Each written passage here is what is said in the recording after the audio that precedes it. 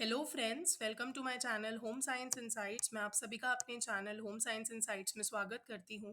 So if you are also preparing for DSSB TGT domestic science exam and you want to crack this exam, you just need to give a like, share and subscribe the channel so that you can have all the videos free of cost which are easily accessible to all of you. You just need to go on the channel and you can visit all the videos related to the DSSB content. Also, there would be vacancies out very soon, so please start preparing and prep up yourself to give this exam because the exam would not be easy. So let's quickly move to today's class, which I have recorded for all of you. Today's class would be related to teaching methodology. The most important 10 questions would be discussed. So let's quickly watch the video. Question number 1. If the fabric is not properly rinsed, then it becomes dash. आपको ये बताना है कि अगर fabric properly rinse नहीं है, rinse का मतलब होता है धुला हुआ नहीं है या प्रॉपरली क्लीन नहीं हुआ है, तो वो कैसा हो जाता है? ब्राइट, ग्रे, येलो या blue? So the correct answer is yellow. Please remember, जब भी कभी फैब्रिक प्रॉपरली धुलता नहीं है तो उसका जो कलर होता है वो थोड़ा सा येलोइश में कन्वर्ट हो जाता है. Let's quickly move to question number 2. Which of the following are requirements for an iron for pregnant women? आपको बताना है कि एक प्रेग्नेंट विमेन है, उनकी आयरन की रिक्वायरमेंट्स कितनी होती हैं? 30 to 60 mg, 60 to 200 mg, 10 to 40 mg और 40 to 120 mg. So the correct answer is 30 to 60 mg. तो ये जो 30 to 60 mg रिक्वायरमेंट बात हो रही है, दैट इज पर डे. तो प्रेग्नेंट विमेन को इतना आयरन जरूर कंज्यूम करना चाहिए अपनी डाइट में for the healthy growth of the baby. Let's quickly move to question number 3. Which of the following is not a tie and dye technique? इसमें से आपको बताना है कि tie and dye टेक्निक कौन सी नहीं है. प्लीज याद रखिएगा, ये एग्जाम के लिए मोस्ट इंपॉर्टेंट क्वेश्चन में कंसिडर किया जाता है क्योंकि टाई एंड डाई से क्वेश्चन जरूर आता है कि types of tie and dye techniques क्या होती हैं, तो ये जरूर पूछा जाएगा. मार्बलिंग, बाटिक, नॉटिंग या binding? So the correct answer is batik. Batik printing जो है वो टाई एंड डाई की टेक्निक नहीं है. मार्बलिंग, नॉटिंग और बाइंडिंग, बाकी सारी आंसर्स करेक्ट है. Let's quickly move to question number 4. Which of these are the methods of preserving food at home? अब आप घर में फूड प्रिजर्व करना चाहते हैं तो उसके लिए कौन सा फूड प्रिजर्वेशन का मेथड है जो घर में यूज किया जाता है? Exposing food to high temperature. क्या मैं फूड को हाई टेम्परेचर में एक्सपोज करा दूं, मतलब कि मैं फूड को हाई टेम्परेचर के अंदर रखूं? By keeping food in water. क्या मैं फूड को पानी के अंदर डाल के रखूं? Exposing food to low moisture. क्या मैं फूड को लो मॉइस्चर के अंदर एक्सपोज करके रखूं? या फिर by adding salt? So the correct answer is exposing food to low temperature. जब भी हम खाने की बात करते हैं और हम उसे लो टेम्परेचर में रखते हैं तभी खाना हमारा जो घर में है वो प्रिजर्व रहता है. Plus also I would like to tell you one thing. अगर हम खाने को हाई टेम्परेचर में रखते हैं, जैसे कि हमने फ्रिज में नहीं रखा या रेफ्रिजरेट नहीं करा, उसे बाहर रख दिया.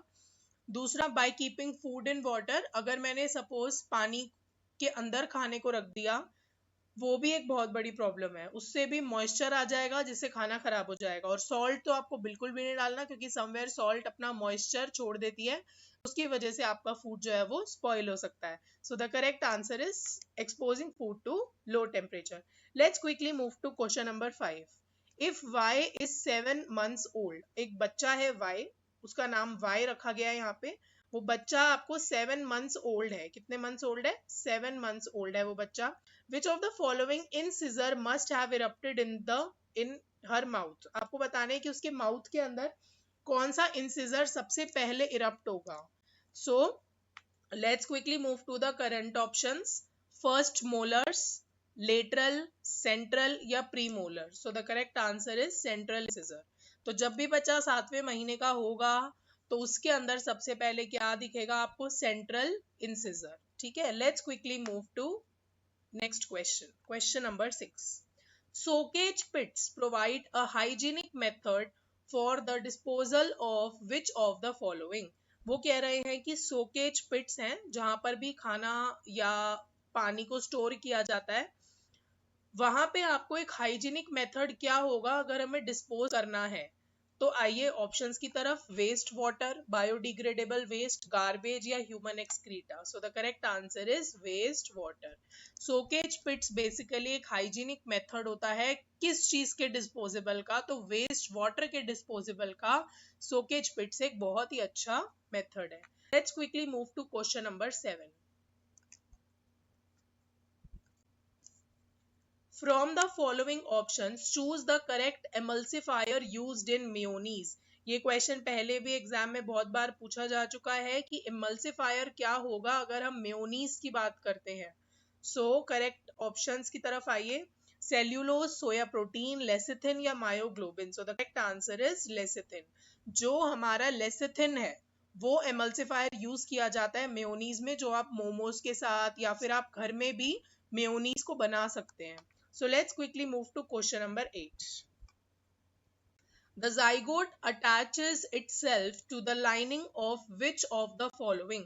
zygote हमारी बॉडी के अंदर जो अटैच होता है वो कौन सी लाइनिंग से अटैच किया जाता है? ऑप्शन नंबर 1 है uterus, second is cervix, third is rectum, fourth is vagina. So the correct answer is uterus. आपने सुना होगा बच्चा जो होता है, जाइगोट जो होता है, वो अपने आप को यूट्रस लाइनिंग से अटैच करता है। So let's quickly move to question number 9.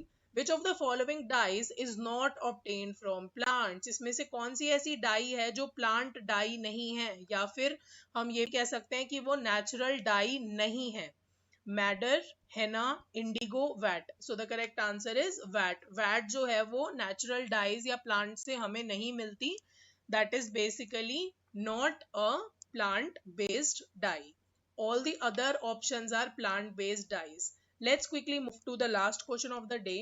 Why cold water is applied to treat sprain? आपने ये 6th क्लास में भी पढ़ा होगा, 5th क्लास में भी आपने फर्स्ट एड का एक चैप्टर पढ़ा होगा कि अगर हमें किसी का दर्द ठीक करना है या किसी को स्प्रेन आया एंकल में या लेग में, कहीं पर भी स्प्रेन आ सकता है, शोल्डर में, तो आप उसमें ठंडा पानी का एप्लीकेशन क्यों करते हैं, या फिर आप गर्म पानी की जगह ठंडा पानी अप्लाई करना क्यों पसंद करते हैं? ऑप्शंस की तरफ चलते हैं। टू इंक्रीज WBC काउंट, क्या उससे आपके व्हाइट ब्लड सेल्स बढ़ जाएंगे? Option 2, to increase a blood flow in injured part, आप चाहते हैं कि जो आपकी इंजर्ड पार्ट है जहां आपको चोट लगी है उसका ब्लड फ्लो बढ़ जाए। लोअर द बॉडी टेम्परेचर, आप बॉडी का टेम्परेचर कम करना चाहते हैं। या फिर लेसन पेन एंड स्वेलिंग, आप पेन और स्वेलिंग को, फुलावट को कम करना चाहते हैं। तो प्लीज ध्यान रखिएगा, कभी भी अगर हमारी बॉडी के अंदर कहीं पर भी स्प्रेन आता है तो उसमें कोल्ड वाटर का इस्तेमाल किया जाता है, जो कि फर्स्ट एड भी माना जाता है, इमीडिएट होता है, जो इमीडिएट हेल्प हम इंजर्ड पर्सन को प्रोवाइड करते हैं।